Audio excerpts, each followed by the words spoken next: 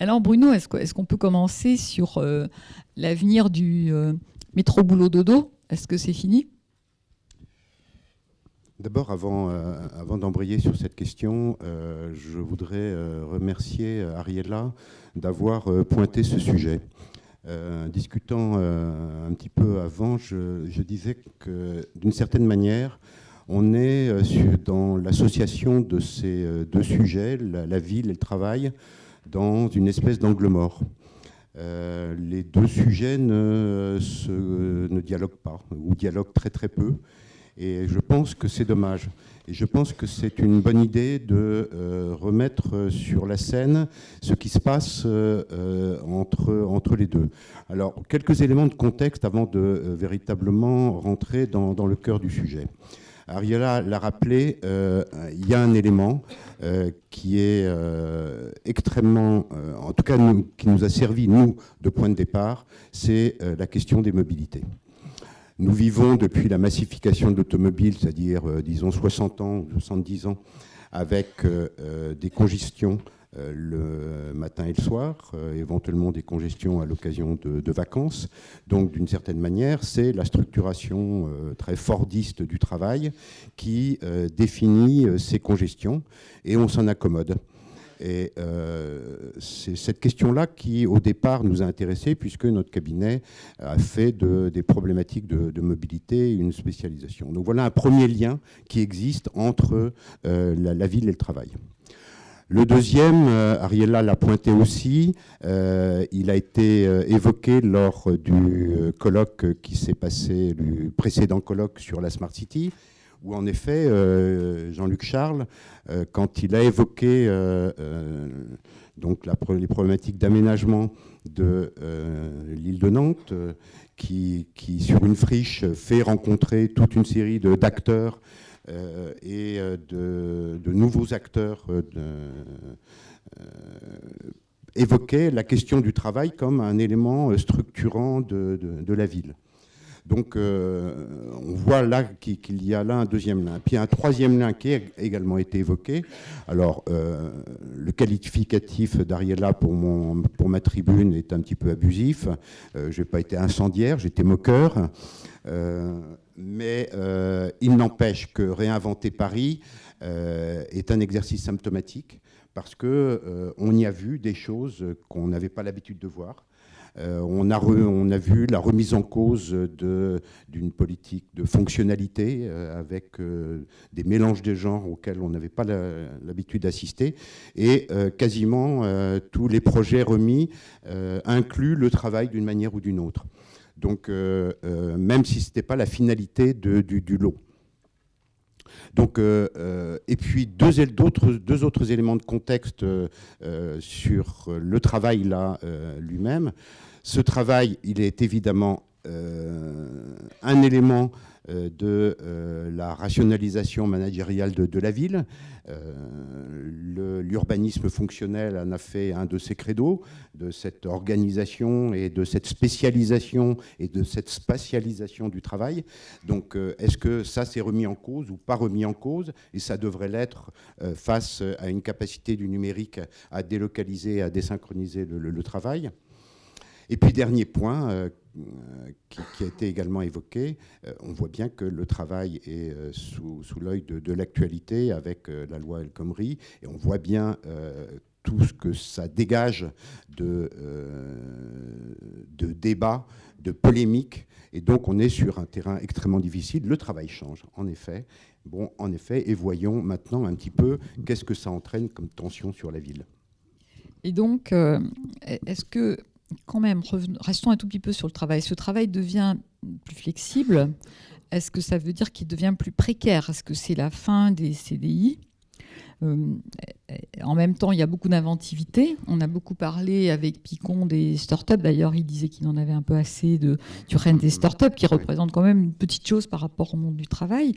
Est-ce que c'est vraiment la fin des métiers tels que nous les connaissons, avec des salaires à la fin du mois, dans un contexte où, en plus, quand vous voulez acheter un logement, si vous n'avez pas un CDI, c'est impossible. Donc, la vie devient très, très difficile.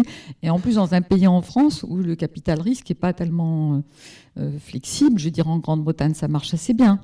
En France, on est dans quel contexte ? Est-ce que c'est vraiment fini, cette période qu'on a connue du travail sécurisé ? Et est-ce que ça augure d'une plus grande souplesse, on va dire, des investisseurs, des promoteurs pour louer un logement, etc. etc.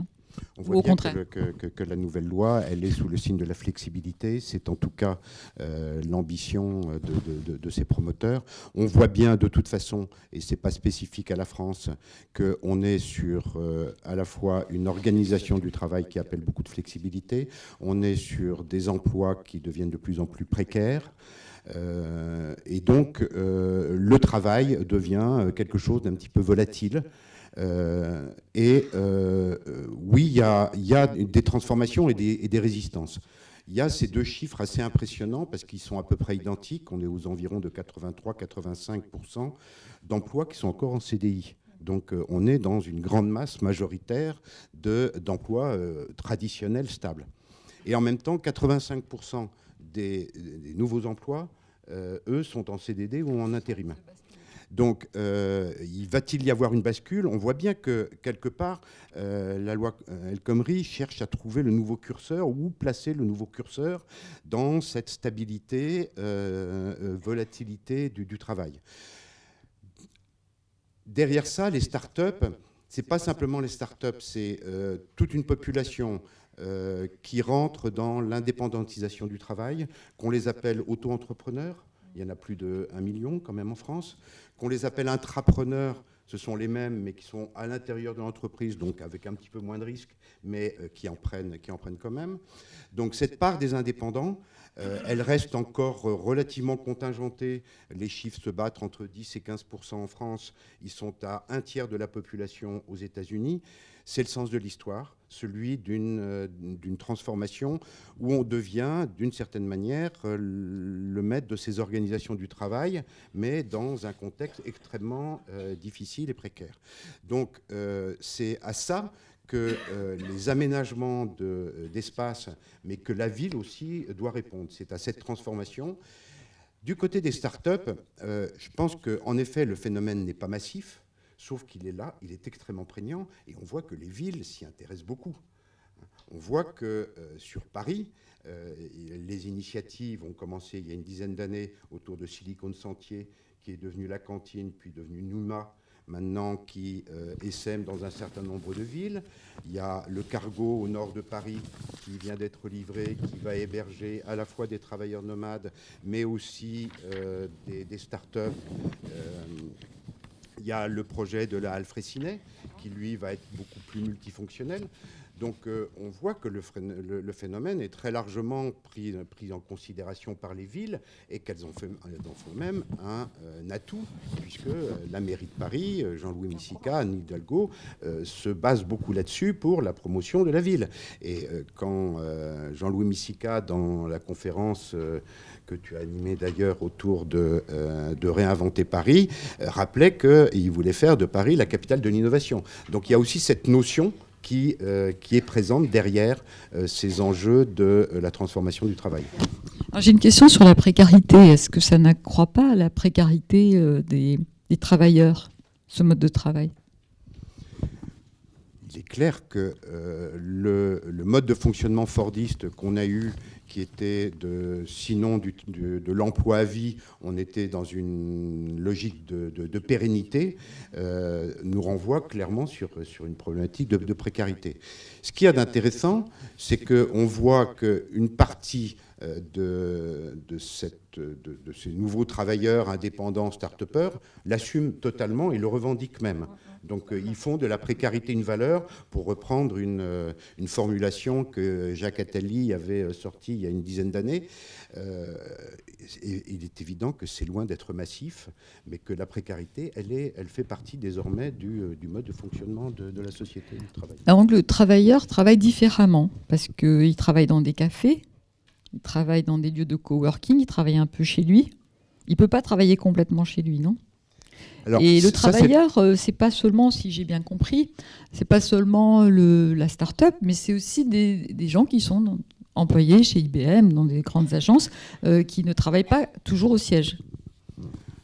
On a là il ne faut pas se tromper. Il y a une première, et c'est là où on a été sensibilisé, il y a une première population qui est celle qui souffre de la distance qui sépare leur domicile du travail.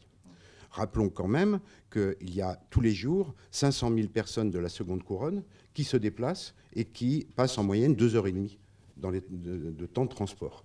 Donc là, il y a là un enjeu. Et bien évidemment, quand vous interrogez ces gens-là, l'appétence pour travailler autrement, pour travailler à distance, est directement corrélée à la distance qui les sépare du lieu principal du travail. Donc ça, c'est une première raison, qui n'a rien à voir avec l'autre, qui est celle du travail autour de l'innovation, de cette génération d'indépendants, de start-upers que j'évoquais. Donc ce sont deux choses qui sont différentes. Alors maintenant, les lieux. L'élection de nouveaux lieux, elle a été spontanée. C'était en effet les Starbucks, puis c'est devenu les cafés, les McDo, et puis finalement, il n'y a plus beaucoup de lieux publics qui échappent au Wi-Fi, qui devient un condiment aussi essentiel que l'électricité dans ces espaces-là, et qui se doit d'être gratuit. Donc la connectivité devient un élément consubstantiel de ces lieux-là. Donc il y a ces premiers lieux spontanés, puis après ça, il y a eu les espaces de coworking de type mutinerie et consorts, qui sont là de nature plutôt communautaire. Et puis est arrivée la vague industrielle que Blue Office a inaugurée, puisqu'ils ont été les premiers à tenter d'industrialiser, en conservant d'ailleurs le nom pour une population, d'ailleurs, une cible qui n'était pas tout à fait la même. Et Jean-Luc nous en dira peut-être un peu plus là, sur cette différence. Mais on a vu là se charpenter une offre, puisque d'autres acteurs ont suivi Blue Office, Nextdoor et d'autres. Et là, on s'interroge, et peut-être que Jean-Luc pourra nous donner des lumières. Est-ce que c'est quelque chose qu'on attend ? Il y a ce qui se passe à l'intérieur des lieux, parce que tout d'un coup, les entreprises s'interrogent sur comment est-ce que j'intègre ce travail nomade, comment j'intègre ce travail à distance, ce qui nous amène aussi à évoquer un point qui me paraît absolument essentiel, c'est qu'est-ce que fait le numérique dans cette affaire ? Et le numérique dans cette affaire, on voit bien qu'il a été le cristallisateur, le déclencheur, le catalyseur d'une transformation beaucoup plus profonde. Cette transformation, c'est celle qui a fait basculer le Fordisme, c'est-à-dire un mode de travail, un mode de productivité, vers un autre mode de productivité qui est fondé sur la flexibilité. En d'autres termes, à un mode qui était un mode hiérarchique, descendant, très structuré, succède un mode où on renvoie la responsabilité du travail à l'usager. On le renvoie dans l'autonomie. L'autonomie doit être le fondement de la productivité. Et là, ça renvoie à une autre tension, c'est d'un côté de l'autonomie, et comment on fait-on du commun, puisqu'on ne peut pas faire du travail sans faire du commun. Donc il y a des lieux, il y a des liens, qui sont ceux du numérique. Ce numérique, clairement, il est rentré dans la ville au travers du travail. C'est vraiment le travail qui a permis l'appropriation du numérique par les gens et son usage et la banalisation de ces usages et la massification de ces usages en ville. Et à propos du numérique, justement, on avait eu cet échange avec Antoine Picon et Jean-Luc Charles. Le numérique ne détruit pas l'espace public. On a pensé ça à un moment donné. On a pensé qu'en effet, d'ailleurs, François Hacher rappelait que dans la création du téléphone, il y a eu une immense inquiétude, c'est-à-dire on se disait à l'époque, mais peut-être que les gens ne se rencontreront plus jamais parce qu'ils se téléphonent. Et François Hacher démontrait le contraire. C'est-à-dire qu'en fait, on téléphone aux gens qu'on connaît, on téléphone aux gens qu'on voit. Et on écrit aux gens qu'on voit dans le numérique. On sait très bien les uns et les autres, on part en colloque à l'étranger, on rencontre des gens, on leur envoie un mail, 2 mails, après c'est fini. Donc il y a ce lien, ce besoin de se voir. Donc ça ne tue pas l'espace public. Non seulement ça ne le tue pas, mais ça l'accentue. Je dirais même que c'est devenu un condiment de l'urbanité. Dans une étude que nous avons réalisée autour de la place du numérique dans le travail, on s'est aperçu que de l'intensification des relations et de l'élargissement de la sphère relationnelle au travers de la mobilisation à la fois des terminaux et des formats. puisque ce qu'il y a aussi d'assez cocasse, c'est qu'on ne va pas utiliser les mêmes formats avec les différents interlocuteurs qu'on va avoir. Mais ce qui est très clair, c'est que au système hiérarchique qui limitait de manière formelle les communications, c'est substitué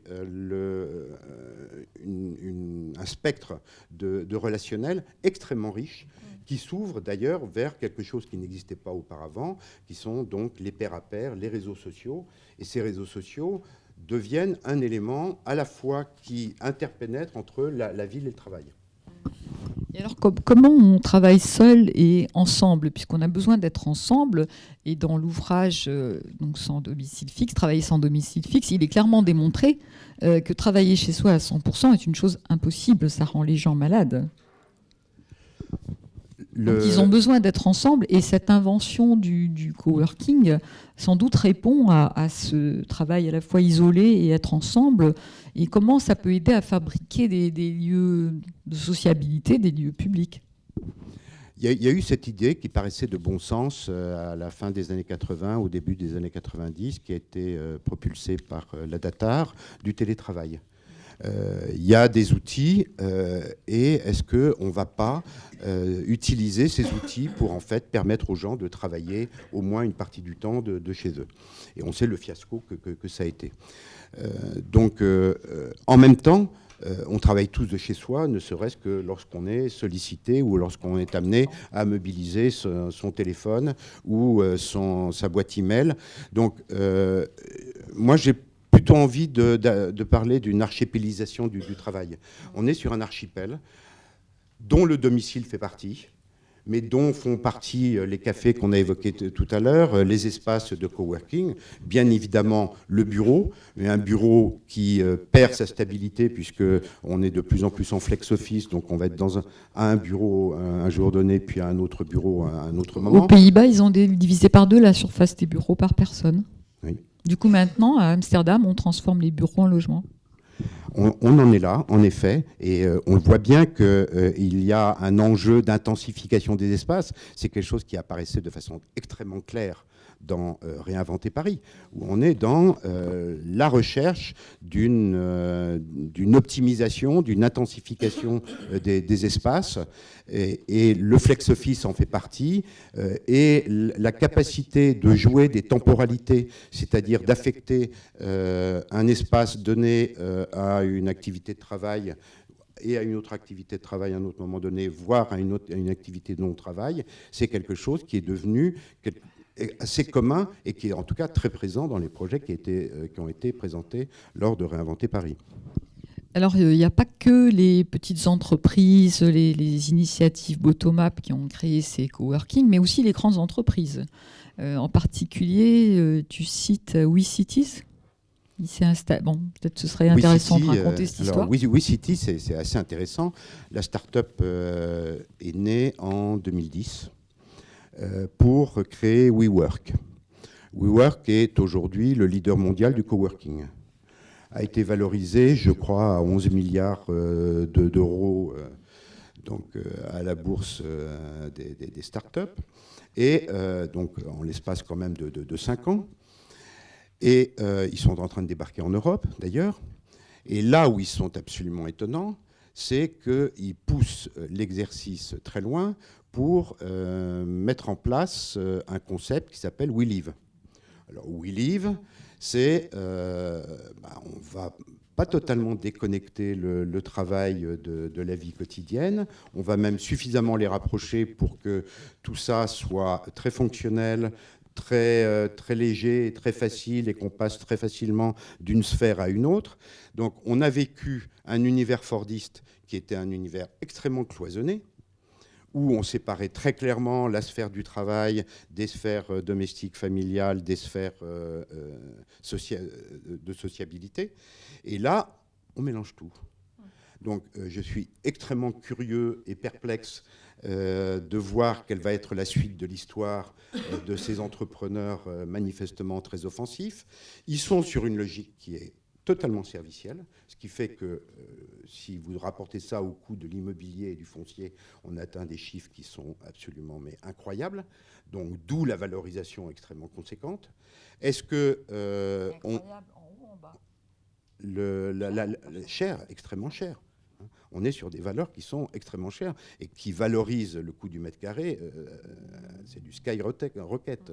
Donc, est-ce que c'est tenable ? Est-ce que ça a un sens ? Est-ce que ça correspond à une réalité de ce qu'on a envie de vivre ? Et est-ce qu'on est capable de basculer autant de cet univers fordiste qui séparait très formellement les espaces de travail des temps familiaux, des temps sociaux? On peut se poser des questions, mais en tout cas, ils vont nous administrer très vite la réponse, parce qu'on va voir si We Live, ça marche ou ça ne marche pas.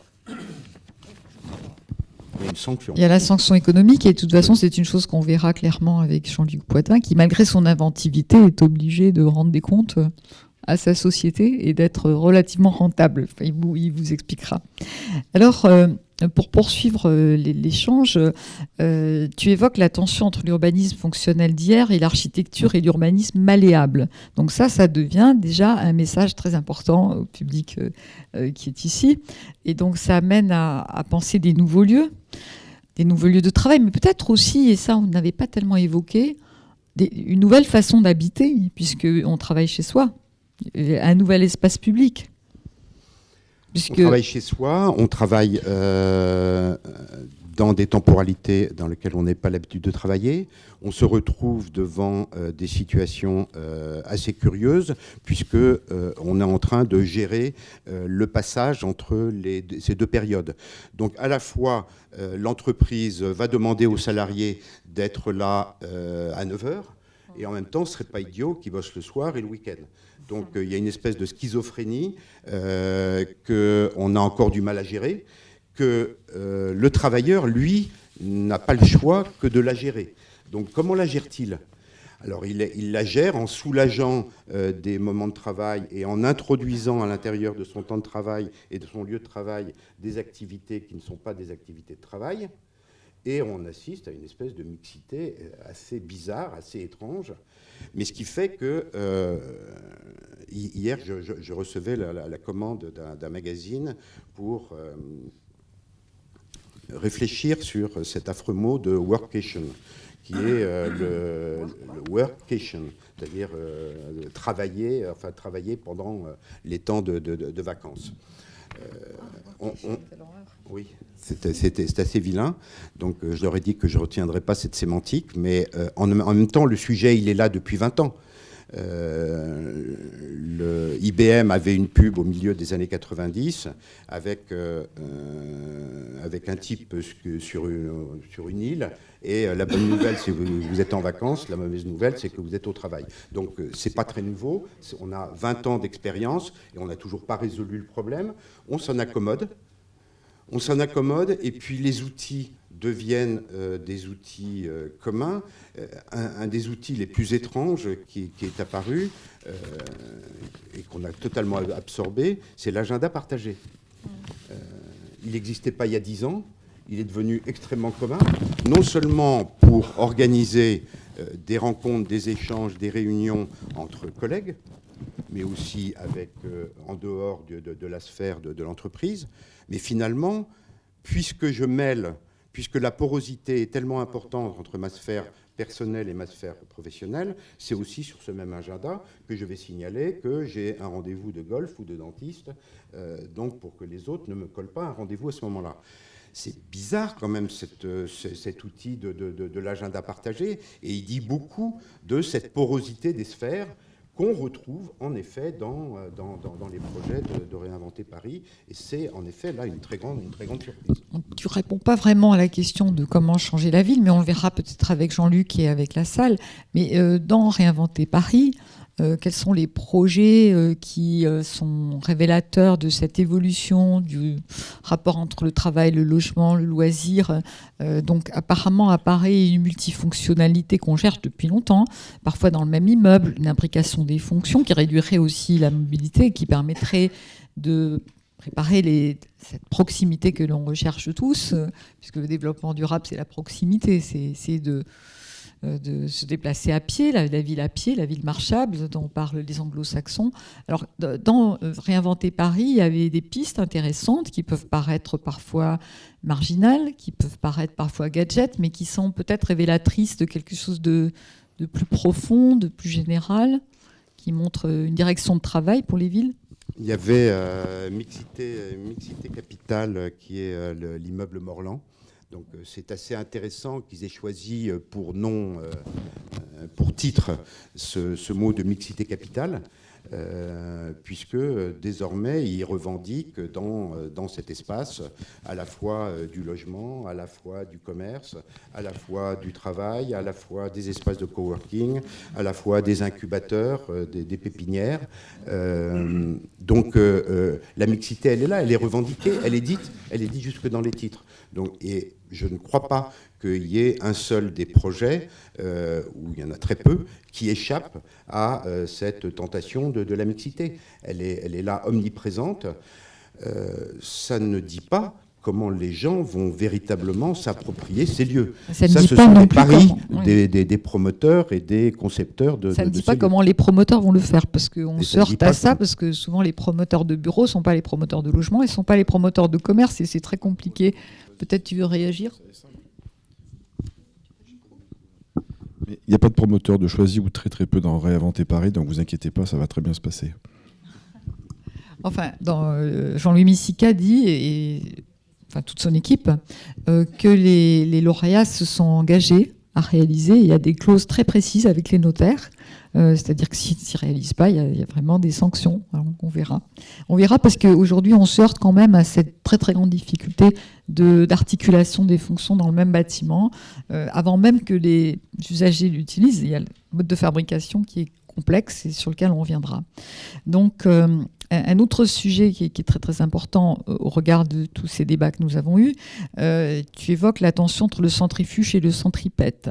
Donc, est-ce que ce développement des lieux de travail concentrés dans des coworking comme les Blue Office que va nous montrer tout à l'heure Jean-Luc Poitvin, est-ce que ça peut fabriquer des nouvelles centralités, des proximités, des gens qui viennent travailler pas très loin de chez eux et qui fabriquent de l'intensité urbaine dans les périphéries, par exemple.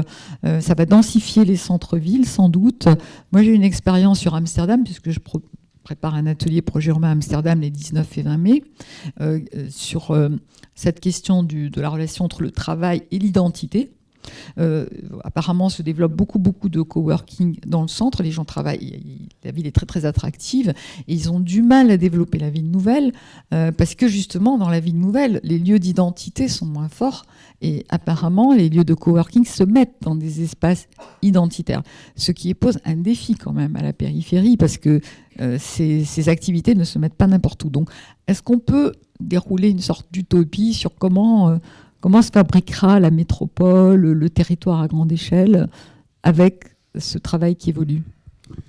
Cette utopie, elle est là depuis un certain temps. On a vu aussi même des acteurs, la SNCF au travers de Gares et Connexions qui avait pris des initiatives il y a 2 ou 3 ans de suggérer aux promoteurs d'installer des espaces près des gares qui permettent de fixer les travailleurs. On sait qu'il n'y a pas eu de suite à ce jour sur ces projets. On voit des acteurs institutionnels, des départements qui tentent de répondre à cette problématique qu'on évoquait auparavant, des difficultés de mobilité, des congestions par des solutions de ce type-là. Ça n'avance pas. Comme si aujourd'hui, ce type d'innovation sur les nouvelles formes de travail et nouveaux espaces de travail était réservé au centre des villes, voire même au centre des métropoles. Donc il y a là quelque chose qui vient heurter l'utopie et qui pose véritablement un problème. Comment est-ce qu'on va se saisir de cette opportunité ? On voit bien qu'il serait de bon sens de redonner de l'attractivité à un certain nombre de centres éloignés de la capitale pour y installer des point de relocalisation du travail et autour d'un certain nombre d'éléments d'attractivité urbaine. Sur le papier, c'est formidable. Dans la réalité, on est dans un tropisme qui reste toujours le tropisme centripète pour ce qui est de la concentration des offres et de travail et de commerce, etc. Et puis cette logique centrifuge pour celle du logement et de l'habitat. Donc oui, il faudrait réfléchir à ça. Il faudrait dépasser un certain nombre d'obstacles. Il faut voir que les résistances, elles sont là. Elles sont là, bien évidemment, dans l'entreprise, d'abord, qui, comme je le disais tout à l'heure, reste encore très schizophrène, voudrait profiter du bénéfice des modes de productivité flexibles, mais reste quand même dans une logique très très rigide sur ce qui est des emplois du temps. Il y a une expérience qui est extrêmement intéressante, qui est celle de Pleine Commune. Alors, Pleine Commune, donc c'est un gisement solvable sur l'immobilier, ce qui a amené toute une série d'acteurs à venir élire domicile pour leur siège. Donc ça a été le cas de Generali, de la SNCF, d'Orange, de SFR et d'autres. Et résultat, aujourd'hui, le Transilien fait remarquer qu'il n'est pas rare d'atteindre 250% de taux d'occupation du RER à 9h du matin. Bon. Donc on emporte avec soi ces problèmes, on refait de la concentration, alors que toute la logique du travail est celle d'un éparpillement spatial et temporel. Donc les résistances sont là, l'inertie est là. Est-on capable de subvertir ça pour proposer quelque chose? Et quelque chose a été proposé, qui est une mesure minimum et de bon sens, qui a consisté à dire desserrons les taux des horaires d'embauche, donc qu'on va commencer à 7h du matin et jusqu'à 10h ou 11h. Échec de l'opération. Pourquoi? Parce que là, on se heurte à l'inertie de nos routines, au fait qu'il faut emmener les enfants à l'école, qu'on a un certain nombre de rigidités dans nos organisations, et que finalement, est-ce que ça vaut le coup que j'aille à 7h du matin si mon boss n'est pas là pour me voir bosser? Donc on en est encore là aussi. On est aussi dans nos propres routines qui sont autant de résistance sur ces changements. Donc il y a en effet toute une partie de la population, et c'est celle des startups, celle qu'on voit dans les Nouma, de Moutinerie, etc., qui, elle, s'est complètement affranchie de ces modes d'organisation et sont en train d'inventer des nouveaux modes de travail et des nouveaux modes de collaboration, puisque là, le système de pair à pair fonctionne et est un vrai levain pour l'innovation. Mais c'est encore une partie extrêmement réduite de la population des travailleurs et des entreprises. Et, dernière question avant d'échanger avec Jean-Luc Poitvin. Est-ce qu'à l'étranger, dans d'autres pays européens, aux États-Unis ou en Chine, est-ce que ça se passe différemment? Est-ce que ça va plus vite, plus lentement? Comment ça... Alors, j'ai eu l'occasion de dire qu'un tiers de la population américaine est sur un registre d'indépendance du travail.